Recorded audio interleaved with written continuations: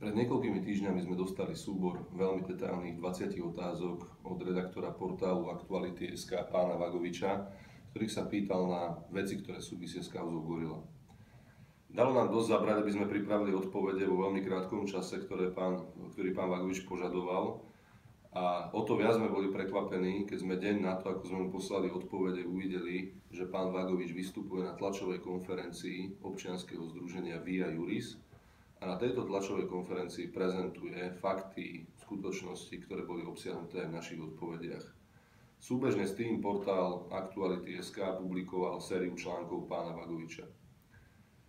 Myslíme si, že sa jednalo o vopred pripravenú a dohodnutú akciu, o ktorej sme neboli informovaní, a nepovažujeme za štandardné, že nezávislé médium takýmto spôsobom spolupracuje na zverejňovaní článkov s občianskym združením.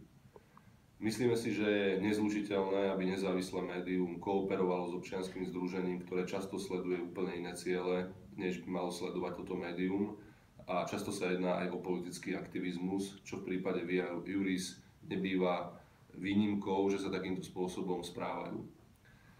Aj z toho dôvodu, keď sme pred niekoľkými dňami v závere minulého týždňa dostali ďalších 18 veľmi detailných otázok súvisiacich s kauzou Gorila od pána Vagoviča, tak sme požiadali vedenie portálu Aktuality.sk a aj pána Vagoviča o jasné stanovisko, že naše odpovede nebudú poskytnuté vopred portálu Via Juris, ktoré by ich mohlo využiť na istú formu ďalšej prezentácie a vlastného marketingu.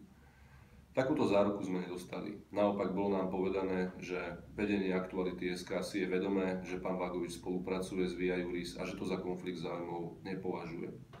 My sa s takýmto hodnotením stotožňujeme.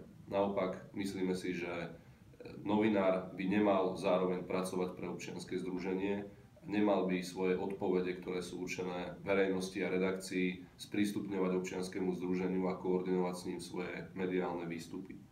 Aj preto sme sa rozhodli, že odpovede a otázky pána Vagoviča spolu s našim vysvetlením zverejníme vopred, aby si každý na to mohol vytvoriť svoj vlastný názor. A keďže sa portál Aktuality.sk rozhodol postupovať netradične a neštandardne voči nám, tak sme sa rozhodli pomerne netradične zverejniť náš postoj aj my, a preto sme zvolili takúto formu.